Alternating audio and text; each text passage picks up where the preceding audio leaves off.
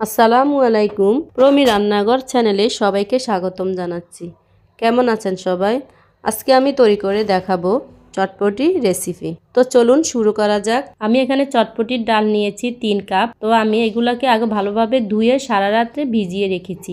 এরপর আমি এগুলো এখন সিদ্ধ করে নিব। তার জন্য আমি হাত মতো লবণ আর 1.5 চামচ হলুদের গুঁড়া দিয়ে ডালগুলোকে একটু সিদ্ধ করে নিব।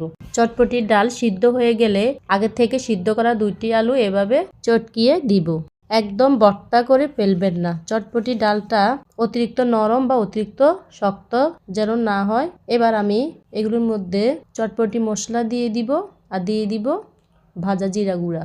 এবার 2-1টা বলক আসলে আমি চটপটির ডালটা নামিয়ে নিব। চটপটির ডালটা বেশি ঘন করা যাবে না, তাহলে ঠান্ডা হলে এটা আরো ঘন হয়ে যাবে। এরপর চটপটির ডালটা একটু ঠান্ডা হয়ে গেলে আমি একটা বাটিতে পরিবেশনের জন্য চটপটির ডালের উপরে ধনিয়া পাতা কুচি, 2-3টা কাঁচামরিচ টুকরো করে দিয়েছি আর দিয়ে দিচ্ছি শসা কুচি, পেঁয়াজ কুচি আর তেঁতুলের টক। এই তেঁতুলের টকটা আমি আগে থেকে রেডি করে রেখেছি।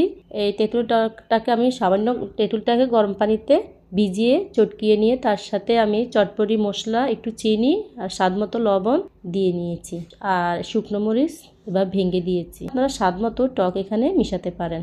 আমি এখানে টক দিয়ে দিচ্ছি স্বাদমতো। এরপর সব শেষে আমি দিয়ে দিব উপরে এই যে ডিমের কুচিগুলো এভাবে ছিটিয়ে দিব। এই তো হয়ে গেল আমার ঝাল টক চটপটি রেসিপি। আর আমার ভিডিওটি যদি ভালো লেগে থাকে অবশ্যই লাইক, কমেন্ট ও শেয়ার করে আমার পাশেই থাকবেন।